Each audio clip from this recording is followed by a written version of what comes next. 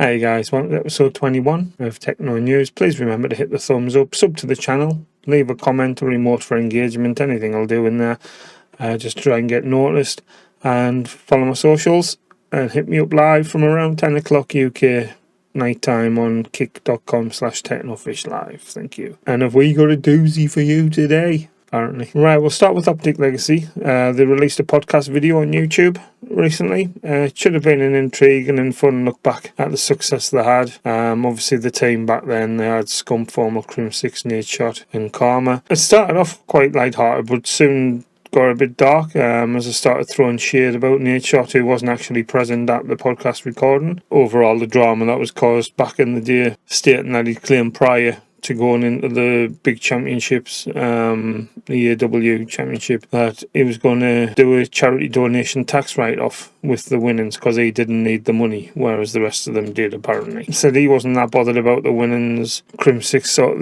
of thought this would affect his performance, started overthinking it, and in turn it affected his actual performance at the championships, and they ended up losing. Formal did sort of defend nadeshot by saying he didn't recall the conversation taking place. Apparently it was just a one-to-one conversation between crimsix and nadeshot while they were walking somewhere, basically saying that he didn't need the money. He wasn't that bothered about the money. It was going to be a tax write-off, and this sort of ruffled crimsix's feathers somewhat, and he overthought it for the duration of that championship. It all sort of kicked off from there, basically. nadeshot wasn't happy, understandably. He put a statement out on Twitter, of all places, or X, saying, just to be clear, Optic Dynasty podcast clip where crimsix just made up an imaginary story out of thin air about my prize earnings and tax write-offs is truly insane. Trust me, as much as I'd love to sound charitable and financially savvy, me at 22-year-olds was far from it. Normally I wouldn't comment on something like this, but it's bizarre to hear such an unnecessary lie from 8 years ago to justify his average performance. So basically he goes on to say that they won all the events leading up to that championship. That one they lost, and there was sort of the big fish getting taken down. Goes on to state that they did better following them leaving the team when Karma got introduced, and he sort of says, was Karma a better player? Yes, he was, blah, blah, blah.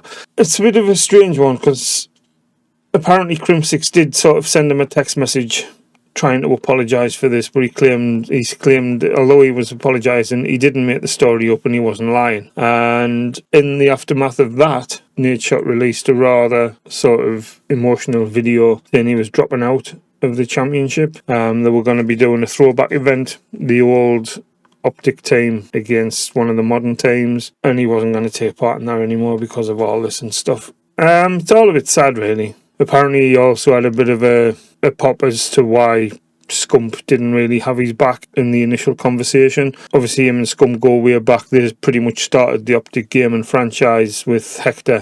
They did put a lot of their own money into the franchise, paid the contracts for Formal to sort of come over with crimsix, and it's a bit of a strange one. I still don't really understand fully all the ins and outs of it, but I can see why he was emotional, I can see why he got a bit upset about it, and I can see why it all kicked off. He did sort of, as I said, have a little go as to why Scump didn't have his back more and in the initial conversation, but then he went on to say he knows he's more of a chill dude, and he's his boy, and he hasn't got any issues with him, so it's not too bad in that respect. Scump backpedaled a little bit, saying he couldn't defend him with something that came from crimsix's mind on the spot. He says he didn't recall the conversation, and both him and Formal stated they couldn't remember it at that point, but then he did have to go back and say somebody pointed out that it was only Formal that actually said it, and he says, well, yeah, if that's the case, then maybe it's on me.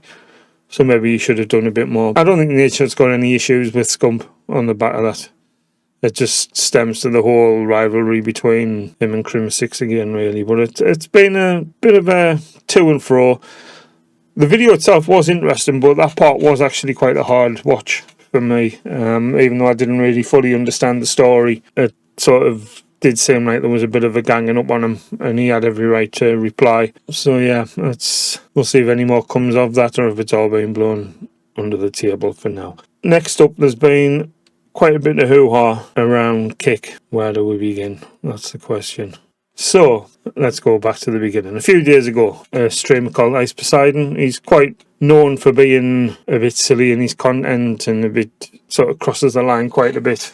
But apparently this time he went a bit too far. He was live streaming. In the stream, he met a viewer who hadn't been with a woman in however many years. So in his infinite wisdom, they decided to give the guy money to arrange for a prostitute to visit the guy, come to an apartment where they set up a webcam and stream the event. The camera, as far as I'm aware, there was only the one camera in the living room. Whether there was more or not, I don't know. And the activity was due to take place in another room should any activity go ahead. So only the audio, I'm guessing, would have been streamed at the time.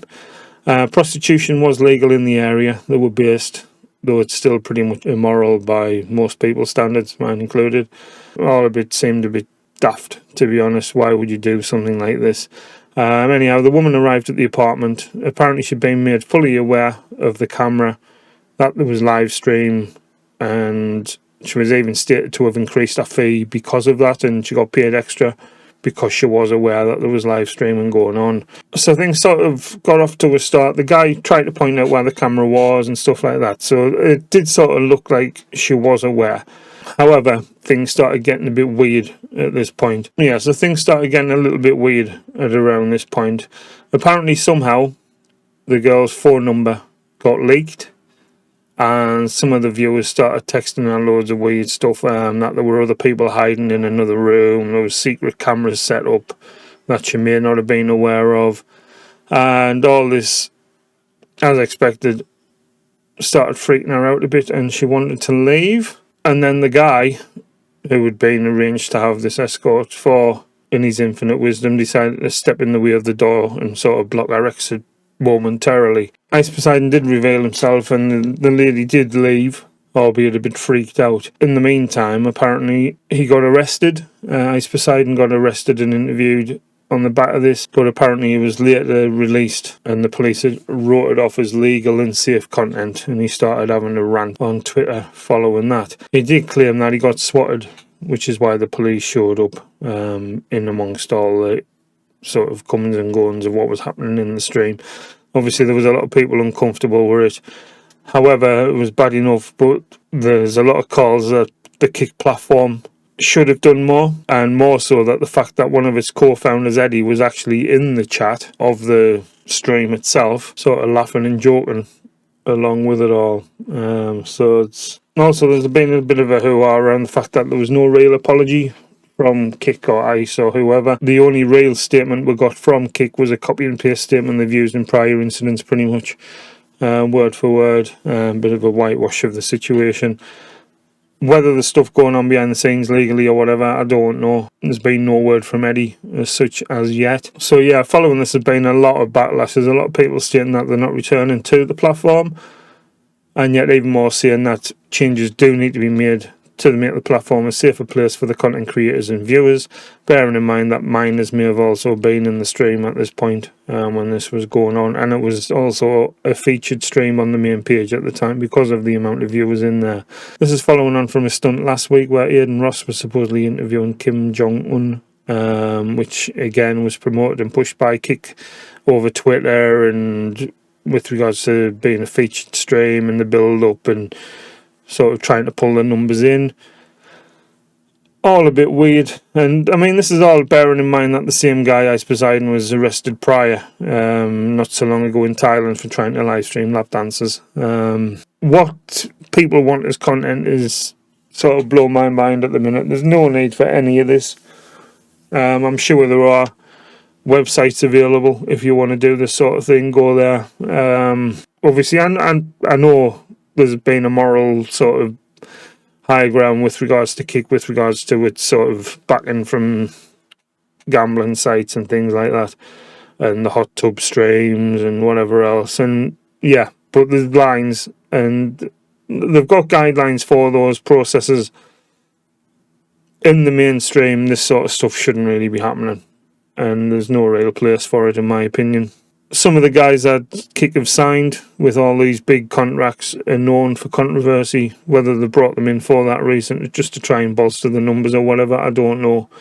But there has been a few red flags raised with some of the signings when I've been looking, saying what's all this about, why have they got him. Obviously the platform is still young, it's not even a year old, they're still learning, they've got a long way to go. Most platforms have teething issues and issues with sort of sexual content, nudity, whatever, they need to work through. Hopefully Kick will sort of get itself in order, get a proper guideline TOS out there so everybody knows exactly what's expected, and give us a safe platform, really, just a sort of safe haven where we can express ourselves in a wholesome and entertaining way instead of having to sort of rely on seediness and whatever else. It's all a bit sad, really, but I'm hoping to turn it around. I'm not going to be moving anywhere myself because I've sort of invested quite a bit into this now. I'm just trying to stick with it and move on from there. But we'll see what happens. There was an open forum last night on X where anybody could dial in. You could listen to the chat. It's hosted by a few of the bigger streamers and content creators on there. And they were basically having the say about how they felt, what needs to be done going forward. But there was still no real appearance from or output from Eddie or Kick itself. There was one guy who was sort of hosting it, but he did sort of agree in a lot of terms, but he was pretty much agreeing with everybody, so it's a bit strange. And a bit later on, Ice Poseidon himself actually showed up, so they give him another platform to say what he had to say, and he basically told everybody where to go. And they did cut him off mid-rant, but it's a weird one. To me, he should be off the platform until they try and work out exactly what to do with them. Same with most streamers like this. If anything like this happens, they should be instantly off the platform till an investigation takes place. Whether they're granted admittance after that or not depends on them. So yeah, that's pretty much it. I don't know what your thoughts are on this. Please let me know in the comments below. It'd be very much appreciated. Or pop in my streams on a night and we can have a chat and sort of see what you guys think and where Kick can go, what I should be doing if need be. If you think you agree with us or disagree with us, I don't know. But as I said, I am going to be staying put. I'm sort of thinking this is going to happen anyway. I just brush it off, try and focus on me, on my content, on my platform, and try and make something of it. I just hope they do the right thing behind the scenes and sort of work all this out for future so there's no further incidents like this. But we'll see. So yeah, that's it for me. I do appreciate you coming by. As I said, if you've got any thoughts on anything I've talked about, please put them in the comments below. Be interesting to start a conversation around that. These are my views. Let me know what you think. In the meantime, follow me on Twitter and TikTok at TechnoFishLive for extra updates and content. And hit me up live on Kick, kick.com/TechnoFishLive from around 10 o'clock PM UK most nights. I shall catch you then. Have a good one. Ciao for now.